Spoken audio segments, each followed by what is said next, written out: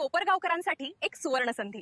विस्पुते सराफांचा विश्वास आता वास्तू निर्मिती क्षेत्रातही दृढपणे उभा राहत आहे. कोपरगावच्या मध्यवर्ती ठिकाणी येवला रोड रामग्लास शेजारी एकविरा कॉम्प्लेक्स हे भव्य रेसिडेन्शियल आणि कमर्शियल प्रोजेक्ट तुम्हाला हक्काचा पत्ता देण्यासाठी सज्ज आहे. कोपरगावात प्रथमच हायवे टच लक्झरी फ्लॅट्स, प्रशस्त शॉप्स आणि आधुनिक ऑफिसेस, तेही एकाच ठिकाणी. अधिक माहितीसाठी संपर्क करा 8208500041 आणि 9822551153. धन्यवाद.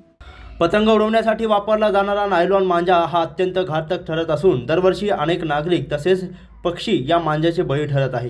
कोपरगाव शहरात नायलॉन मांजामुळे एक गंभीर घटना घडली आहे. कोपरगाव शहरातील छत्रपती शिवाजी महाराज स्मारक परिसरात दिनांक 30 डिसेंबर रोजी संध्याकाळी नायलॉन मांजामुळे 3 नागरिक जखमी झाले आहे.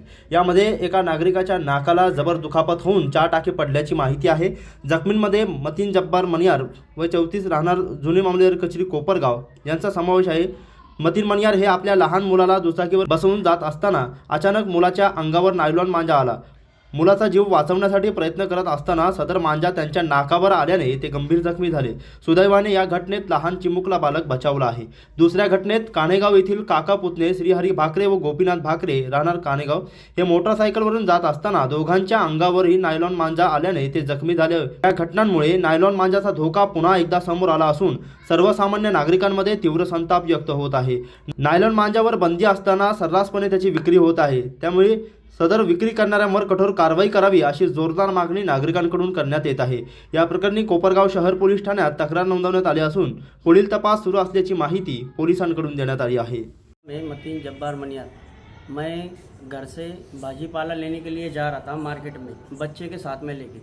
अचानक मैं शिवाजी महाराज का पुतले के सामने नायलॉन मांझा मेरे सामने आ गया और इसके आंख पे चला गया.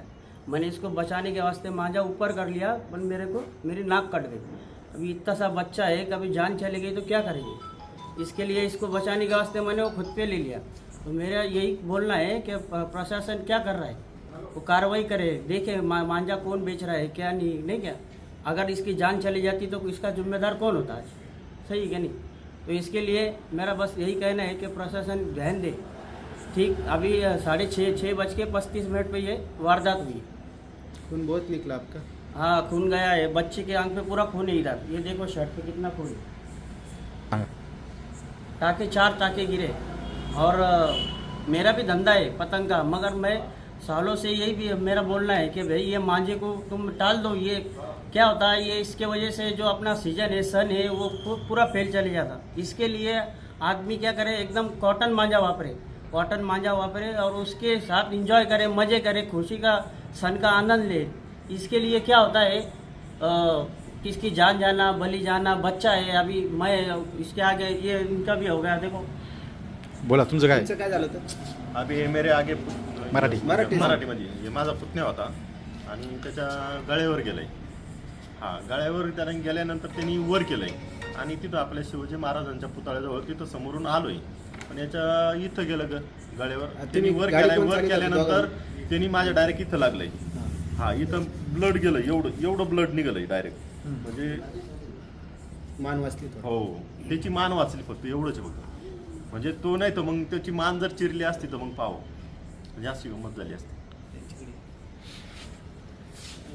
माझे नाव श्रीहरी अशोक भाकरे, मी राहणार कान्हेगाव. मी कोपरगावला भाजीपाला घेण्यासाठी आलेलो होतो. भाजीपाला घेतला आणि मी माझ्या गावाकडं निघालो आपले महाराज छत्रपती शिवाजी महाराज पुतळा तिथं आलो होतं. तिथं रस्त्यामध्ये मांजा पडलेला होता. तर तो आम्हाला काही दिसला नाही गाडीवर. मग तो माझ्या गळ्याला लागला म्हणून मी हाताने वर करायला गेलो. माझे चुलते पाठीमागं बसले होते, त्यांच्या नाक्याला तो मांजा लागला. ठीक आहे.